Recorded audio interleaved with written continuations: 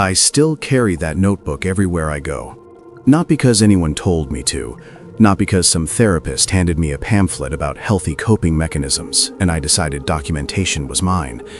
I carry it because of what happened 2 summers ago beneath the Hoover Dam, and because writing things down is the only way I know how to prove to myself that the sequence of events was real, that the details are fixed, immovable.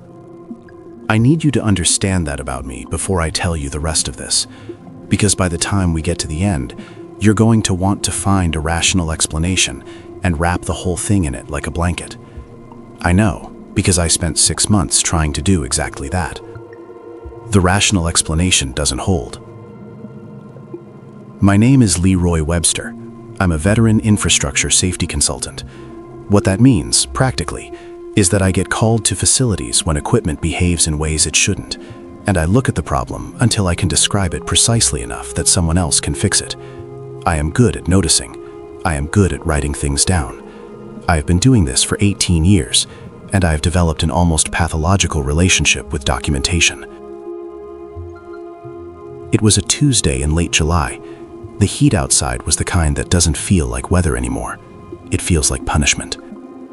I was doing 70 down US 93 with both windows cracked, and the air coming off the Mojave was so dry and so hot, it was like breathing through a hairdryer pointed directly at your face. My notebook was open on the passenger seat, corner pages flapping against the vinyl.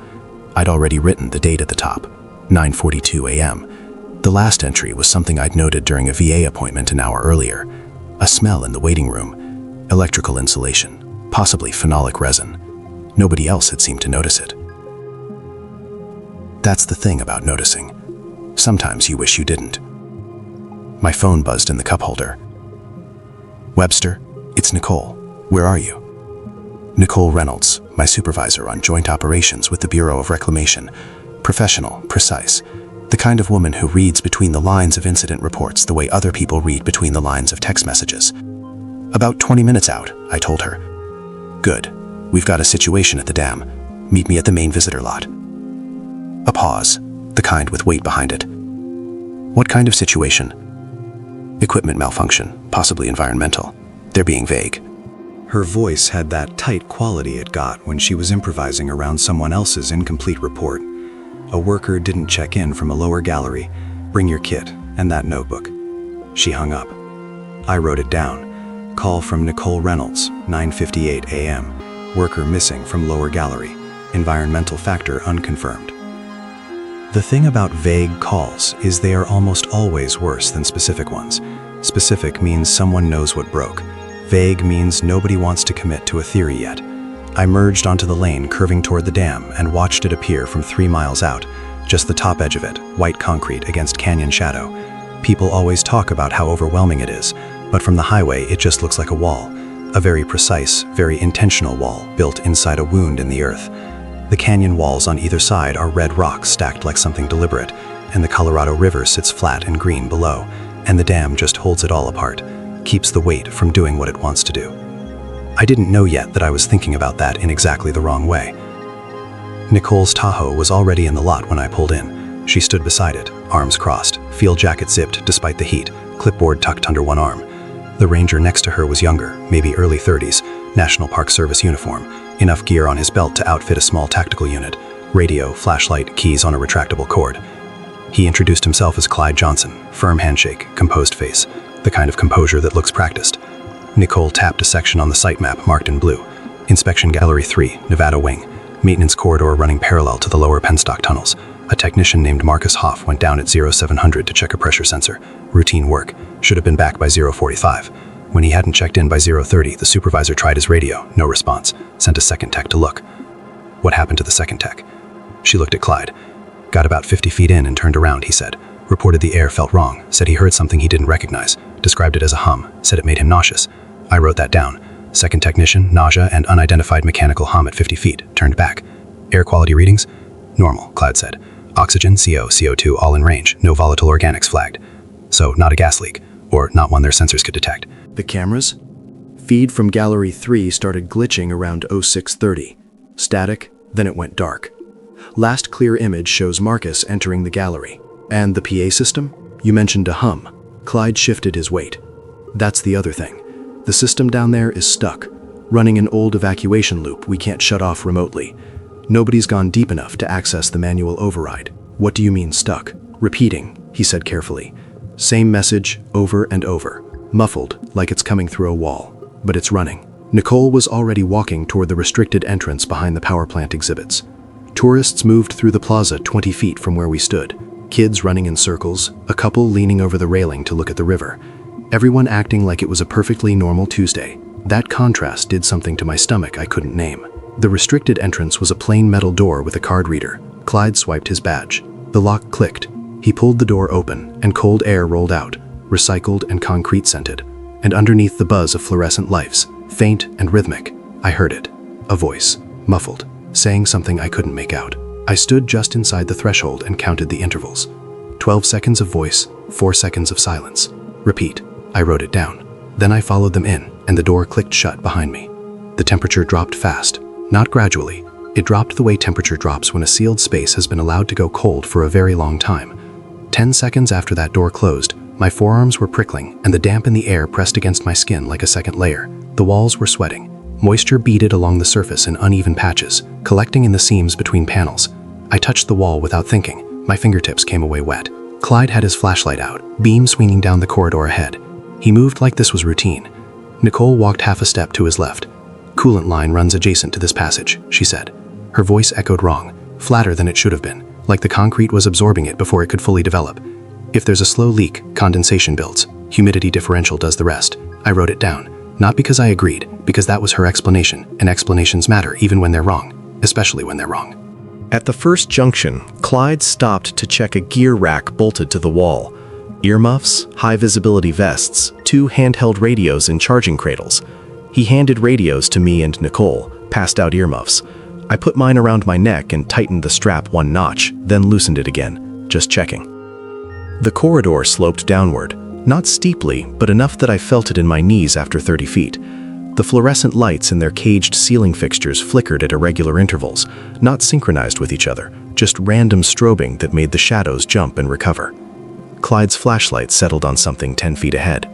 Small, dark, sitting in the middle of the walkway. Marcus Hoff's hard hat. Yellow, Bureau of Reclamation decal on the front, chin strap dangling loose. Clyde crouched beside it without touching it.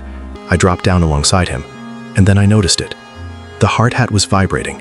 Not rocking, not sliding, vibrating in place, a fine, constant tremor that made it look blurry if you stared too long. And the dust on the floor around it was responding, tiny grains lifting and dropping in a rhythm I recognized immediately. 12 seconds of motion, 4 seconds of stillness. I watched it cycle twice to be sure. Then I wrote it down. Hard hat vibrating in sync with announcement loop, dust particles responding to vibration frequency. Resonance, Nicole said immediately. PA system feedback loop strong enough to transfer through the structure, sympathetic vibration in anything not bolted down.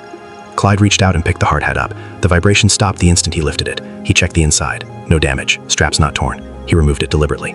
I stood up, took 2 steps forward, stopped. My footsteps were doubling.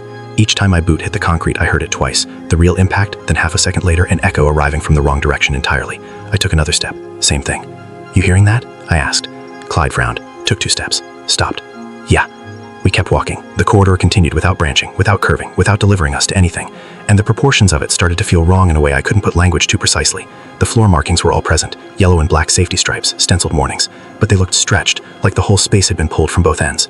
I wrote, floor markings present but spatially distorted. Corridor feels longer than distance traveled. We found Marcus about 40 feet past the second junction. He was sitting against the left wall, legs extended, arms resting on his knees. The posture of a man who had stopped to rest. Everything else was wrong. Clyde's flashlight hit him straight on, and I stopped walking mid-step.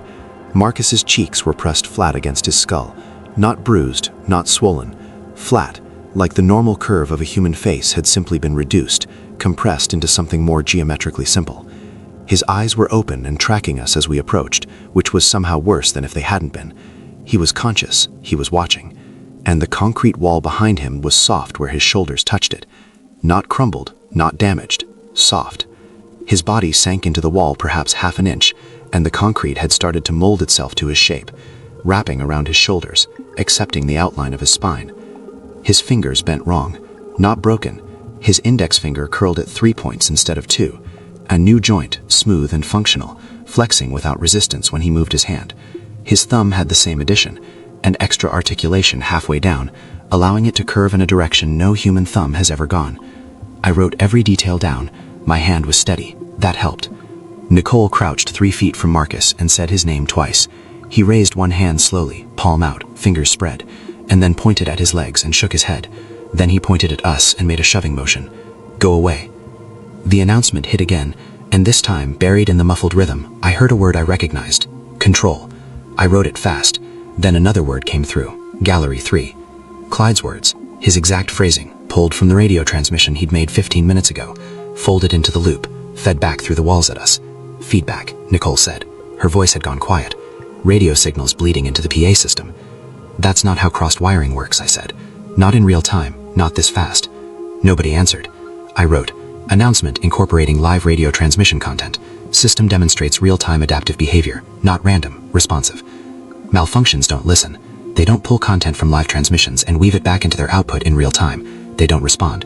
Whatever was in those walls was paying attention. Atticus Richardson was Navy diver support, brought in for possible extraction from flooded sections. Tall, compact, moved like someone who had spent years making his body useful in difficult spaces. Crowbar on his shoulder. Didn't look frightened by anything.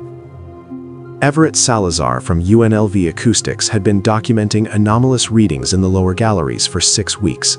18 hertz. No mechanical source. The turbines ran at 60. The coolant pumps ran higher. 18 hertz was something else. The hard hat on Clyde's belt had started vibrating again, stronger than before, and it was directional. When Clyde faced the unmapped corridor at the junction, the tremor intensified. When he turned away, it weakened. That corridor wasn't on Nicole's site map. It should have been a utility closet. It was a passage extending at least 60 feet, with another junction beyond. We entered it. I put the earmuffs on. They didn't help. The announcement was in the floor now, fully physical, propagating through the concrete itself. I felt it in my skull, in the soft tissue behind my eyes, in the backs of my teeth. I pushed the earmuffs back up and kept walking. The footsteps still doubled. My chest had developed a pressure that came and went in cycles I could count without checking my watch. Clyde's flashlight beam had started doing something I cannot fully explain. When he moved it, the light left a trail, a faint smear hanging in the air for half a second before dissolving, like the air had thickened and the light had to drag itself through. Hairline cracks appeared in the ceiling, thin, precise, spreading from the leftmost fixture in branches, opening slowly into black gaps, then closing again. 12 seconds open, 4 seconds closed. My hand was shaking when I wrote it. The letters came out uneven. The announcement came back louder, and this time the words were clear for the first time since we'd entered. Attention, fire reported in lower maintenance corridor, northwest wing, vicinity of Gallery 3 junction. All personnel evacuate immediately via marked routes. I grabbed Nicole's wrist before her fingers touched Marcus's arm. It's talking about us, I said. Lower maintenance corridor, northwest wing, Gallery 3 junction. That's exactly where we are. No smoke, no heat, no burning smell. Just cold and damp and the hum. Then the loop shifted. Attention, structural instability detected in northwest passage. All personnel maintain safe distance from wall contact. Do not make physical contact with compromised surfaces. Nicole had been reaching toward Marcus 30 seconds before that message played. She had not made contact. She had been about to. The system told her not to before she did, not after, before. I underlined the entry twice. My lines came out crooked. Everett's white noise disruption bought us 3 seconds of silence. Then the announcement came back through it like the static wasn't there. 30 hertz and climbing. And I felt my heartbeat skip. Not fear skip, mechanical, precise. Something outside my body was pulling my pulse toward an external rhythm. Every fourth beat catching, hesitating, trying to align. I put my hand flat against my sternum and counted. Metronolic.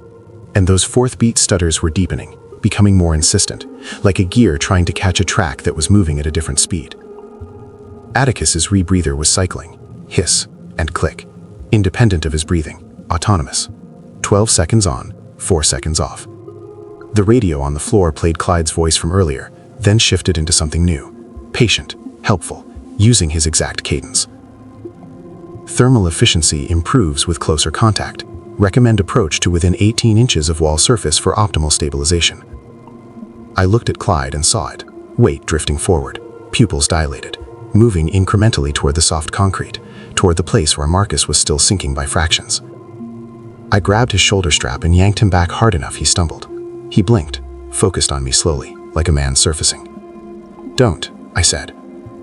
Nicole's plan was the flood valve, emergency protocol. Open the primary intake line, dump water into the lower passages, break the resonance pattern, disrupt the acoustic propagation, change the medium. She said it would stop the feedback. The announcement cut her off before she finished the sentence. "Attention, emergency water containment procedures in effect, flooding imminent in lower corridors, estimated water depth 4 feet, estimated time to full saturation 90 seconds. She hadn't touched the door yet. I underlined the entry twice and pressed the pen so hard the page indented. System anticipated action, not responding, predicting. It wanted us to open the valve. Atticus descended the shaft anyway. 30 feet of ladder, the rungs stretching as he went, the gaps between them widening from 12 inches to 14 to 16, the metal pulling like taffy but staying solid, staying exactly where his hands expected to find it. 2 tugs, platform, 3 tugs, valve open. The water hit like a piston. The rope went slack, not loose, slack, the way a line goes slack when the thing it was attached to stops existing in the same space as you. I pulled. It came up dry. The geometry snapped.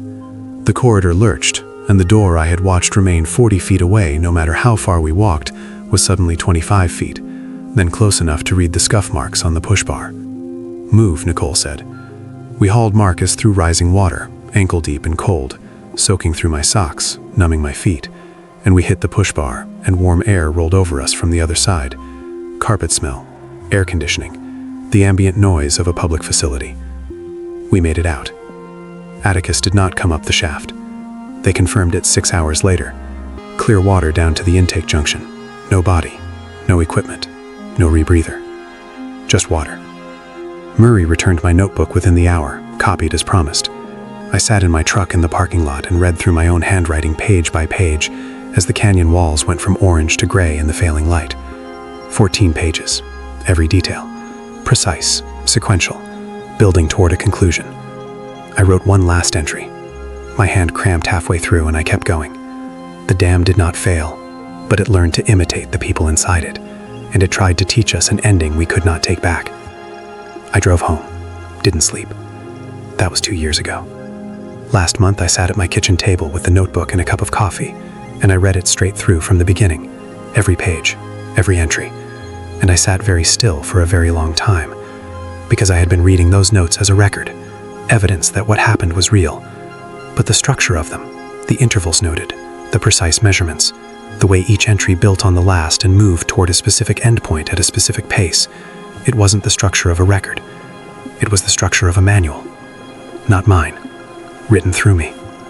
I put the notebook down and looked at my hand in the morning light. The skin on my palm looked different. Matte. The way a surface looks when something has been applied over it. Settled into the pores. Sealed from the outside. I pressed my fingertip below my collarbone and held it. 12 seconds, 4 seconds, 12 seconds, 4 seconds. That is not a heartbeat. No living human heart rests for 4 seconds between cycles and keeps the body standing. No living heart keeps that rhythm and stays that precise across 2 years of sleeping and waking and being afraid. I thought about Marcus's cheeks pressed flat against his skull, the concrete wrapping around his shoulders by fractions, the way his back was dry when we pulled him free, because the wall had already finished with the surface and moved deeper. I thought about what I'd been documenting in that notebook, the 12 and 4 pattern running through every entry from the moment I walked through that door. I'd written it as something external, something the dam was doing to us. But I was the one holding the pen, and the notebook was written in my hand. Both palms flat on the table now. The skin across my knuckles catches the morning light wrong, gray in certain angles. the gray of wet concrete drying slowly from the inside out, sealing the pores, filling the spaces, replacing what was soft and living with something load-bearing and permanent. There is something behind my sternum that moves fluid through my body with the precision of a hydraulic piston, and the fluid it moves has not been blood for a very long time. The notebook didn't tell me what was happening to me. It told me what I was becoming. The dam doesn't malfunction. It holds weight. It distributes pressure across a structure. It keeps the water from doing what water wants to do. And it has learned across decades of watching people walk through its corridors and press their hands against its walls that the best load-bearing material isn't concrete at all. It's something that walks in on its own, something that documents the process without understanding it, something with a heartbeat that can be slowed and steadied and replaced by something that will never fail under pressure. My pen is on the table. My notebook is open to a new page, and I can feel the weight of all that held-back water pressing outward through my ribs, distributed across my bones, looking for a wall to become.